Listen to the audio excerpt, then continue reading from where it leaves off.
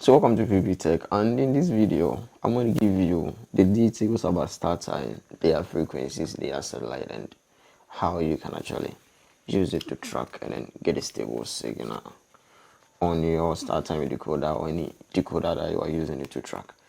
Alright, so start time is on the southeast 16 degrees and the satellite is SES 5.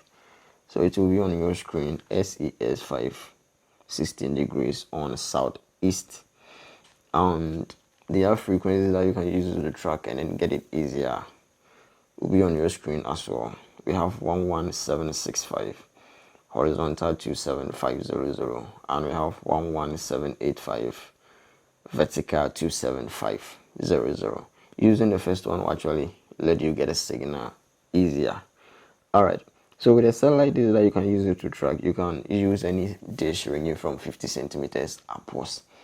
Any dish from 50, 60, 70 upwards, you can get a stable signal tracking to get your start time. So you add this TP on your satellite finder or any satellite receiver that you're going to use it to track, and then start rotating your dish to actually get a stable signal of the start time.